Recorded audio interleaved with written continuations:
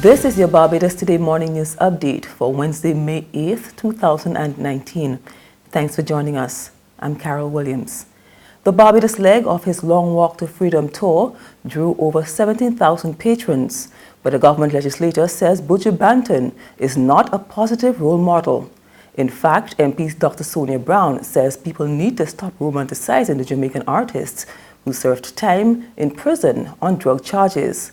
As she debated changes to the act governing the National Council on Substance Abuse, Dr. Brown said Barbadians don't appear to understand the seriousness of the drug use and abuse problem facing the country, and she called for different role models. When we got to society that more or less romanticizes a gentleman coming out of prison after spending a decade of incarceration on drug charges, when on his, long walk to freedom, I'm not so sure from where, but when we can romanticize that and greet somebody like this at the airport and give them one of the biggest concerts, let me say it again, I love his music, but we need to change the perspective of our young people with respect to our heroes and heroines. We got to change the focus. Yes, there are the Bob Marleys of the world, and I love him too. But the perspective of young people, they use him as a prime example that marijuana does nothing. Not everybody can benefit from the clarity, I assume, that he exhibited from marijuana use. Not many people can belt out the lyrics that he did. In fact, the majority can't. But we need to change the focus and move to different role models, in a sense, different role models. Meantime, a drug intervention plan approved under the former administration back in 2016 was never funded. The revelation comes from Minister of Home Affairs Edmund Hinkson, who told Parliament yesterday that the National Anti-Drug Plan covered the 2015 to 2020 period. He says it's now being relooked with the intention of getting funding approval from Parliament. So the Council is at present, sir, updating this plan, and clearly, sir, when that is done, I intend to bring it before this cabinet, sir, with a strong campaign, sir, for us to provide funding to it, because this, as I said, is part of the whole social intervention of this government, sir, and touches on so many aspects of our country. It's a situation that has become all too familiar. In this instance, though, a 16-year-old was rushed to the QEH Monday night for asthma treatment after falling victim to indiscriminate burning of garbage in his St. Patrick community. Kai Allman had to be nebulized 3 times and was sent home on medication.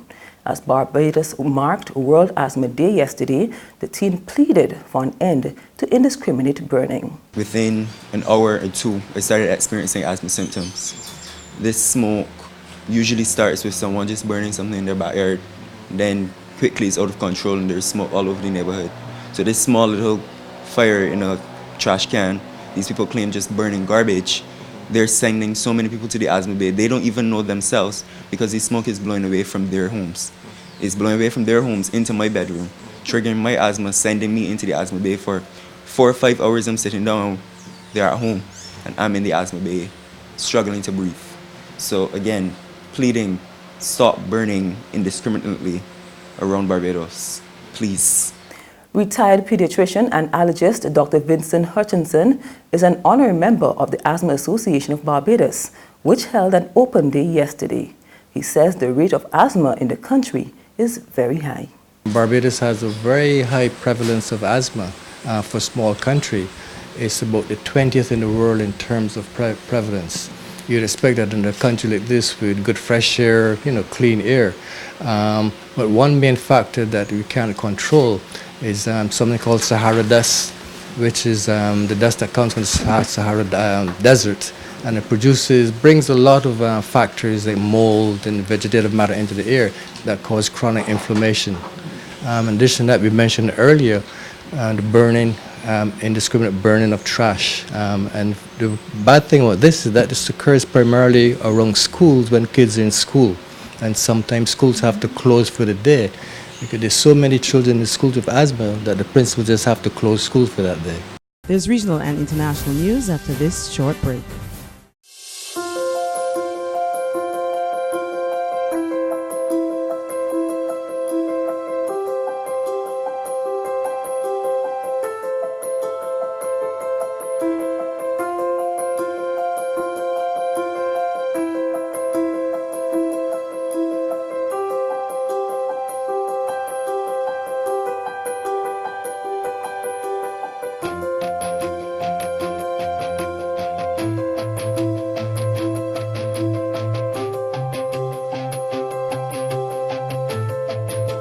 Barbados Today, news you can trust. Over now to Antigua and Barbuda, where the Mount St. John Medical Center and the Ministry of Health have sought to clear the air after 4 babies suffered burns at the hospital. 2 mothers have said their babies were in the neonatal intensive care unit at the time. At least one of them has demanded compensation, and there's general fear the babies will be permanently scarred. We get more from ABS TV News. An apology today from the consultant pediatrician and head of pediatric department, Dr. Siobhan Bell Jarvis. Today we do acknowledge that babies under the care of the Mount St. John's Medical Center were negatively affected. And for this, we deeply express our empathy. We are regrettably concerned that these things did happen. She says generally when caring for infants, there are 3 possible outcomes: a successful outcome, an adverse outcome, and an unexpected outcome. Dr. Bell Jarvis addressed the issue of the IV burns, explaining that once receiving IV fluids, blood, or medication through a vein, there's a risk of swelling, pain, and tenderness, and often the IV has to be changed. This happens in both adults and children, but we specifically recognize that our newborns are very much at risk. Their veins are very fragile, they're also very vulnerable and very sick, and so life-saving measures often include using very strong or potent medications, which when running through an already very fragile vein can then leak into the surrounding areas. She says this also occurs internationally.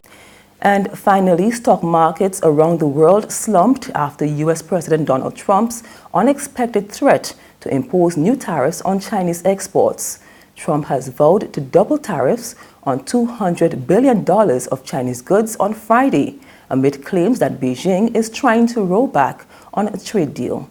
Yesterday, investors sought shelter in safer government bonds and the Japanese yen. We get the details from Reuters TV. Wall Street faced another sell-off Tuesday as investors grapple with escalating trade tensions between the U.S. and China.